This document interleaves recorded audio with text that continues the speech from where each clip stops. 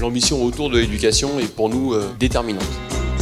Notre démarche a pour objectif de construire ensemble un projet éducatif ambitieux et innovant pour faire d'Épinay-sous-Sénart un véritable territoire apprenant, un lieu garant de l'égalité des chances, qui s'inscrit dans une logique durable de parcours éducatif de chaque enfant. Forcément, l'éducation nationale est partie prenante et doit travailler main dans la main avec la mairie, avec les services de l'État, avec une volonté, faire réussir les enfants de 2 ans à 25 ans. Et c'est le rôle des cités éducatives. Ce qu'on est en train de construire aujourd'hui, c'est Épinay dans 5 ans, dans 10 ans, dans 15 ans, dans 20 ans. Pour nous, c'est un moment déterminant dans l'histoire de la fabrication de la politique publique autour de l'éducation à Épinay-sous-Sénart.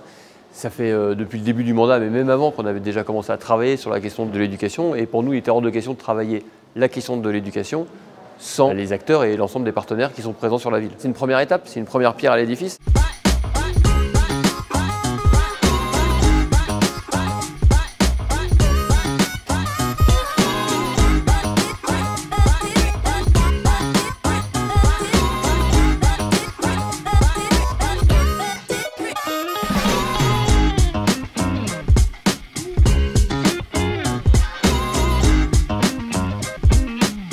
Ce qui a émergé surtout de cet atelier, c'est que la persévérance scolaire ne s'arrête pas à l'école, mais vraiment demande à l'ensemble des acteurs, qu'ils soient associatifs, éducation nationale, municipaux, de mettre en lien et d'activer un certain nombre de choses ensemble pour aller vers la même réussite pour tous. Il est ressorti d'à peu près tous les ateliers le même ordre d'idées, lutter contre l'échec scolaire. Ce qu'on en attend, c'est quand bien même toutes les idées ne seraient pas retenues, en tout cas qu'un certain nombre soient mis en place et rapidement pour le bien des enfants et de leurs parents. On est tous dans le même état d'esprit, le bien-être de l'enfant et la bienveillance. Donc non, je suis très enchantée que ça puisse se produire et j'espère que ça se réalisera parce que c'est vraiment un enjeu pour l'avenir de tous et on ne lâchera pas.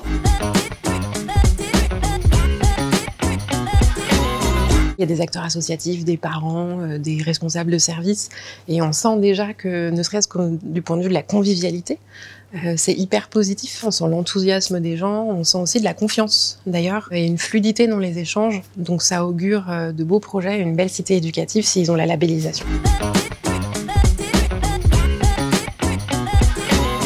Après les assises, il y aura différents temps et différents rendez-vous de la cité éducative, en particulier des commissions. Les ateliers de ce matin étaient en fait des préfigurations des commissions qui vont se tenir tout au long de l'année. Il y aura pour chaque axe une commission organisée avec un rythme assez régulier, mais aussi des temps pour valoriser le travail de chaque axe et pour avoir des échanges, le retour d'experts, des partages d'expériences.